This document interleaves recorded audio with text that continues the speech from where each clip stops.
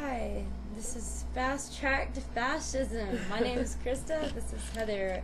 Our title for today is Economic Crisis. And it's not American. Alright. So we're going to basically run down, and it's really hard to do this, but we're going to run down how we got where we are now and how we've known all along it was coming. And so the big thing is the $700 billion bailout. Krista, why is that a good thing? It's not. It's not. Does anybody know what happens when you put more money that's not backed by gold into the economy? That's not backed by gold? No, that's just another point. Yeah, but what happens when you put money into an economy? Like when you know?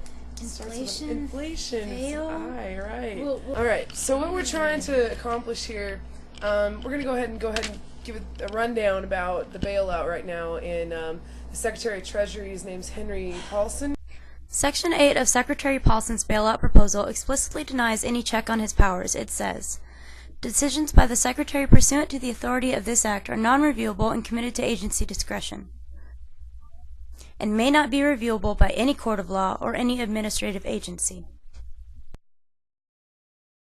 If the government bails out the big banks and the financial market, pretty much we face no, well, not immediately, the taxpayer faces the thing is what they keep saying, but really it's going to be more regulation, more government control, and it's not an accident. This is what happened in the Great Depression. After the Great Depression, they passed more legislation. We're going to get into that actually right now. It opens the floodgates. It opens the floodgates for new legislation and new laws and more government. New control, more regulation, and then they own more stuff too because everybody's in debt to really them instead of, you know, and who's really paying the price? It's definitely not the golden parachutes, as they say.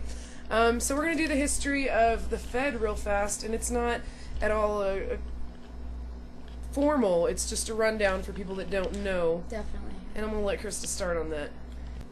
What happened in 1907 was J.P. Morgan, one of the big bankers here, injected a lie into the press, saying that the banks are going to fail. All these banks are bankrupt in New York. And so people pulled their money out. Of course, the bank went bankrupt. And so, like, people were like, hey, are you going to do anything to stop these kind of panics, government? And they're like, yeah, here, I've got this written by bankers, not by lawmakers. Nelson Aldrich, actually, if you go look him up, he's the one who kind of pushed it through Congress. And Woodrow Wilson was the president at the time. He pushed it through because, you know, his advisors, he didn't know much about banking. He actually said this. His advisors were kind of telling him, you go ahead and do that. And so they pushed it on through. The Federal Reserve Act is a central bank, essentially. The Federal Reserve Banks and the Federal Reserve Board are both dishonest and have nothing to do with the government at all. They're not private bankers. Yeah, they're private. Yeah. It's privatized. And they're from Europe. Yeah, and most of them are from Europe. That's fun. International bankers run our currency, basically. So what they did after 1916 was 1919 they pushed money out. They just kept on, made up new kinds of loans called margin loans. You only had to pay 10%. Fucking great. You had to have a broker pay the other 90%. 20s, yeah, everybody was like, woo! Lots of money everywhere. Lots of money everywhere. It's flapper time, you know? And 1929, they started calling in all them loans. Started calling them all the margin loans. Actually, 1927 is when they started that. And wow, well, what do you do when you have to pay 90% of your thing that you only pay 10% back? You sell. So, you know, automatically you've got bankrupt banks again. And so, you know, the major international banks bought up all the other ones. But yeah, and as soon as they fail, then here comes around again, new legislation. We've got to control the economy. We've got to control the money. Well, it was their control of the money and their producing of the money that actually caused the Great Depression. And so here's the great part. In 1929, they restricted the money flow so that nobody had the money except the rich. And then in 1933, to help America supposedly get out of the Great Depression, they asked for a roundup of gold, and it was punishable by prison time. The gold standard. Fines. They round up all the gold. They rounded up gold bullion, gold coin, and gold notes, gold certificate. So, basically robbing the public of what little wealth that they had left. Fun times. 1933, as you know, the Depression went on for, another 5 years. And then they just made up money again and started printing it, and poured out more money. And then you see today in our economy, you see all the predatory inflation. lending, and then not only that, you look at the plastic. People are giving money on credit that doesn't exist. Oh yeah, credit. Think about it. The 18-year-old gets a credit card in the mail, and then he goes and buys himself some new shoes, maybe a phone, and a pizza, and it's maxed out, right? And he's never, ever gonna pay that again, and it's gaining interest. It's made up money. Yeah. It's made up money that somebody has to pay the debt to, and so anyways, the big problem with this is that anybody that knows American history knows the forefathers warned against it. Warned against paper money, warned against money not backed by gold, warned against money being printed out by a federal... A central bank. Yeah. Central bank. They warned us against, well, you can look any Thomas Jefferson quote up you want to about this. No, I really like the standing armies one. Banking institutions are more dangerous than standing armies. Yep.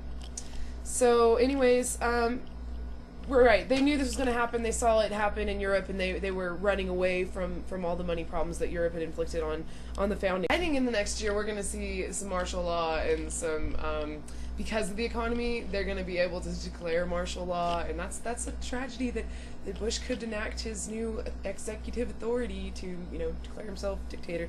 So anyways, we're just going to go back to this real fast. A quick economics lesson for those of you who didn't have that wonderful class, micro or macro, whichever one you want to get into.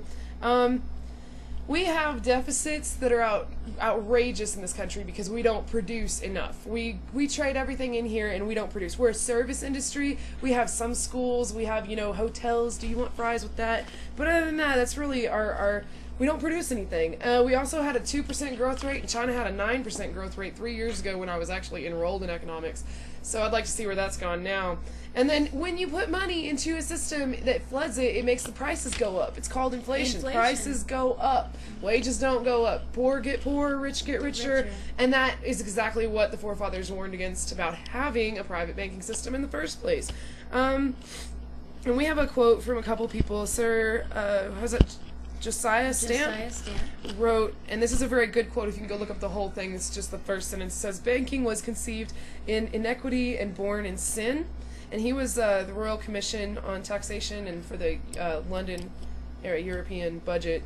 He's a baron. And then Lewis McFadden, who was actually tried to be killed. They tried to kill him twice. They tried to shoot him, and then they tried to poison him. And he actually, in 1914, was the chairman of the House Committee on Banking and Currency, and then in 1932 he was reelected. He criticized European interest in the Fed and how much they were going to be in control of it.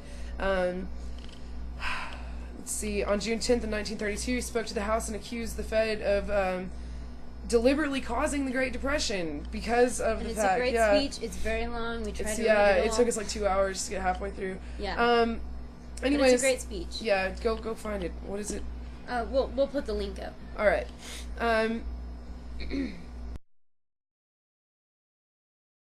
Let's see. He moved to impeach Hoover and introduced a resolution to bring conspiracy charges against the Board of Governors of the Fed. And in 1933, he introduced a resolution called 158, pushing for impeachment of the board and the Secretary of the Treasury, officers and directors, and the 12 regional banks all associated with the Fed.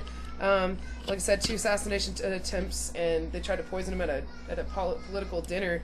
And he died in 1936 in New York. We couldn't find out how he died, but it was a couple years after his last assassination attempt, so who knows?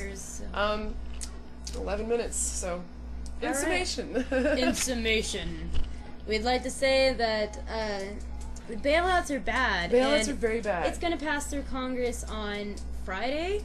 So I urge you right now to write your congressmen and tell them, say no to the bailout, because if they don't, they're not working for you anymore, and you'll know never to trust government again.